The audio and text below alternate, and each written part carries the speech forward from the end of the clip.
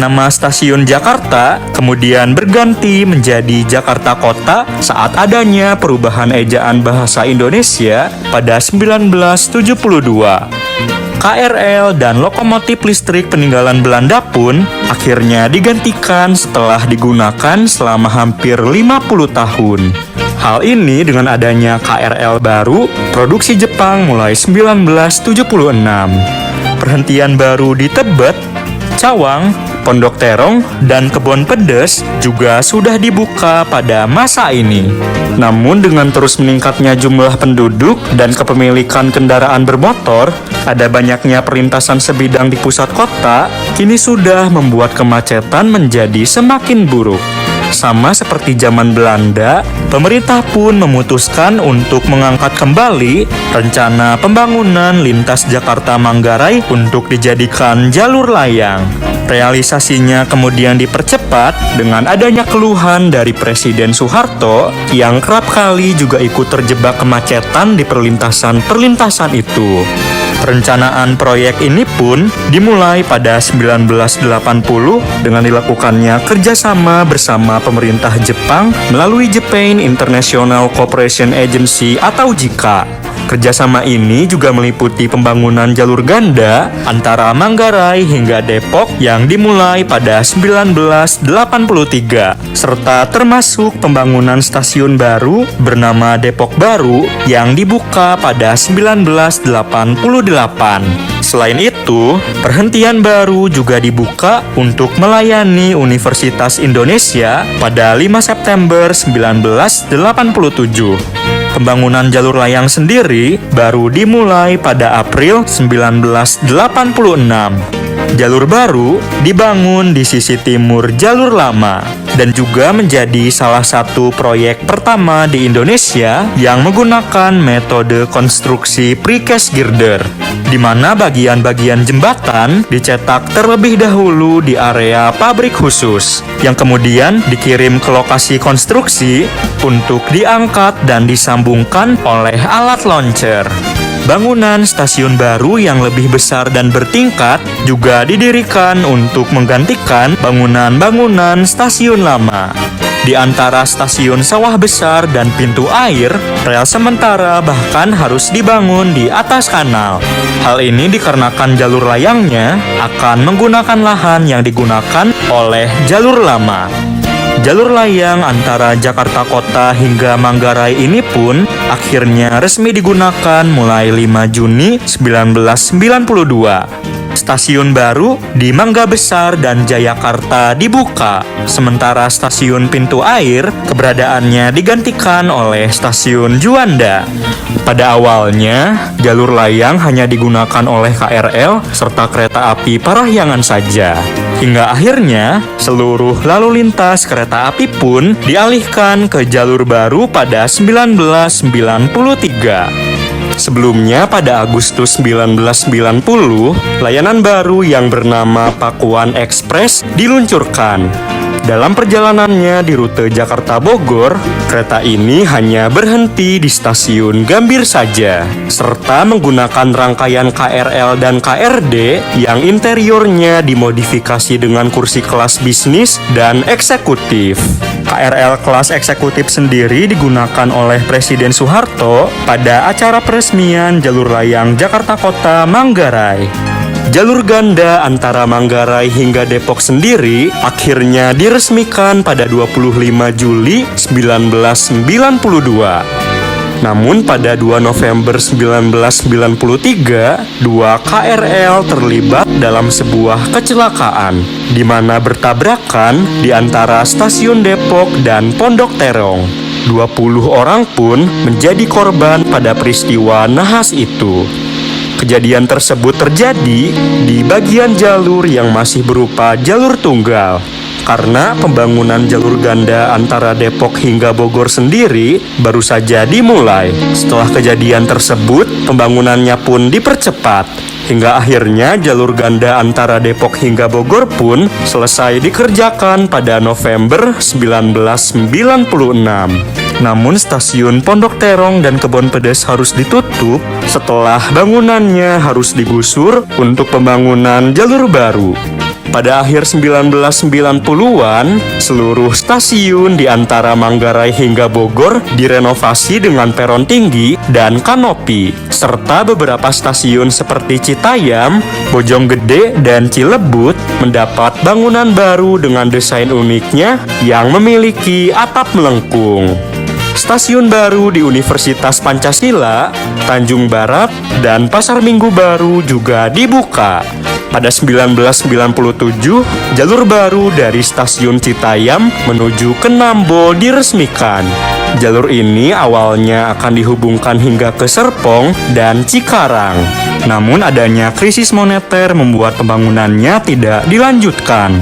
Jalur ini tidak dielektrifikasi serta berupa jalur tunggal dan hanya dilayani oleh KRD yang melayani rute hingga ke Tanah Abang. Sayangnya, kebanyakan penumpangnya adalah penumpang liar yang tidak membeli tiket. Hal tersebut membuat jalur ini dianggap merugikan dan layanan itu pun dihentikan pada 2006. Membuat jalur Citayam Nambo yang baru dibuka kurang dari 10 tahun ini tidak dilayani oleh satupun kereta api.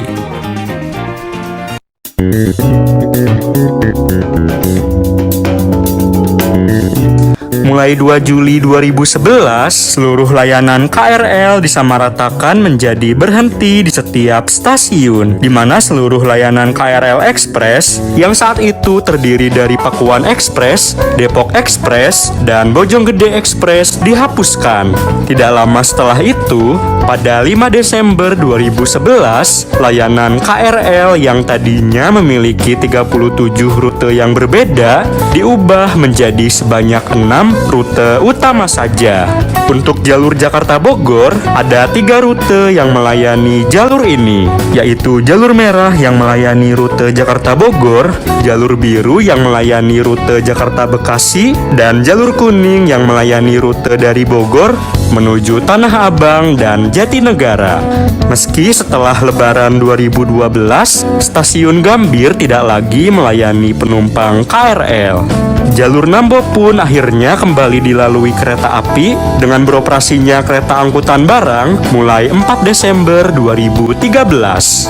Dan kemudian setelah selesainya pemasangan LAA pada 1 April 2015, KRL Jalur Kuning pun juga mulai melayani rute ini dengan tujuan ke stasiun Tanah Abang dan Angke, meskipun dengan jumlah jadwal perjalanan yang sangat terbatas, serta hanya stasiun Cibinong saja yang dioperasikan sebagai perhentian. Pada 2018, pembangunan secara besar-besaran di stasiun Manggarai dimulai untuk menjadikannya sebagai stasiun sentral di Jakarta. Pada Juli 2021, seluruh rute layanan KRL mendapat sebuah nama, di mana jalur merah mendapat nama Central Line, jalur biru diberi nama Bekasi Line, dan jalur kuning diberi nama Loop Line atau jalur lingkar. Masing-masing juga mendapat sebuah simbol berupa huruf di dalam sebuah lingkaran. B untuk Bekasi Line, C untuk Central Line, serta L untuk Loop Line.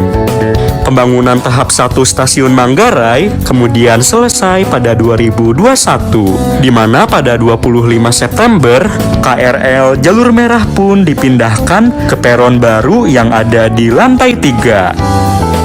Namun perubahan kemudian kembali terjadi pada 2022. Mulai 28 Mei, rute KRL di jalur Jakarta Bogor mengalami perubahan. Kini, jalur biru tidak lagi melayani rute ke Jakarta Kota, melainkan rutenya menjadi melingkar ke arah Tanah Abang dan Jatinegara. Sementara KRL Loop Line yang melayani rute dari Bogor atau Nambo ke Tanah Abang dan Jatinegara dihapuskan, di mana rute Citayam Nambo menjadi dilayani oleh jalur merah.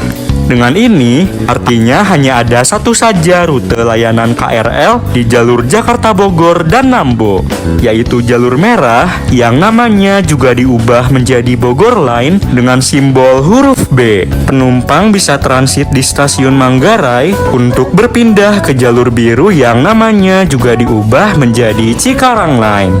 Dan akhirnya pada 31 Januari 2023 menjadi hari di mana sudah 150 tahun jalur Jakarta Bogor ini beroperasi sejak pertama kali dibuka pada 1873.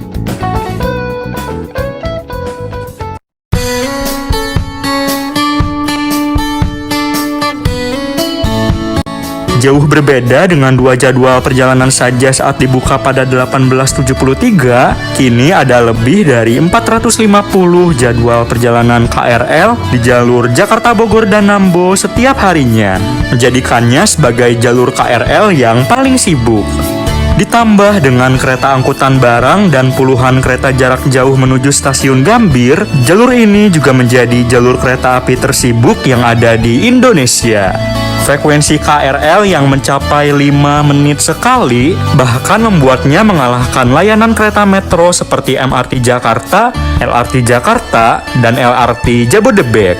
Jalur ini kini juga terintegrasi dengan layanan kereta bandara di stasiun Manggarai, LRT Bekasi dan Cibubur Line di stasiun Cawang, serta KA Pangrango tujuan Sukabumi di stasiun Bogor. Walau begitu, masih ada beberapa hal yang perlu diperbaiki dan diatasi pada jalur ini.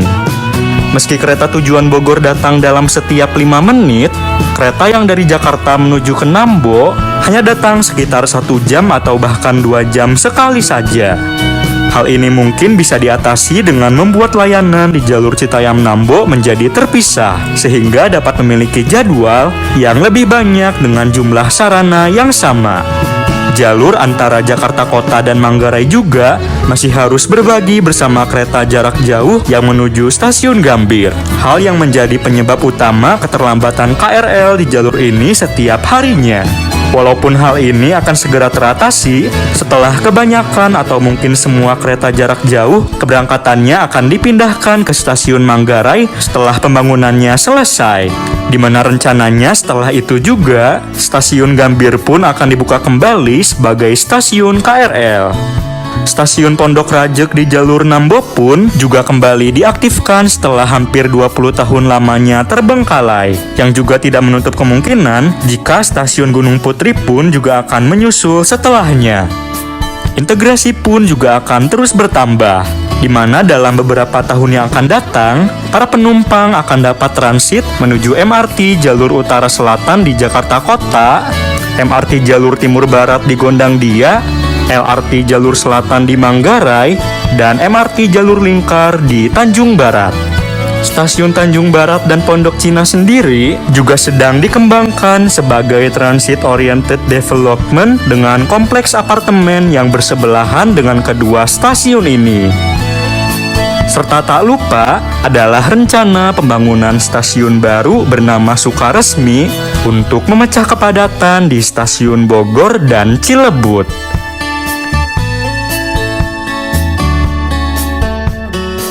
Sudah 1,5 abad jalur Jakarta Bogor ini beroperasi dan telah berkembang menjadi jalur transportasi terpenting yang ada di Jabodetabek. Keberadaannya akan selalu diandalkan oleh jutaan orang. Tentunya kita berharap bahwa jalur ini akan semakin baik untuk kedepannya, sebagai tempat tertulisnya berbagai cerita untuk mengisi lembaran-lembaran sejarah perkeretaapian Indonesia.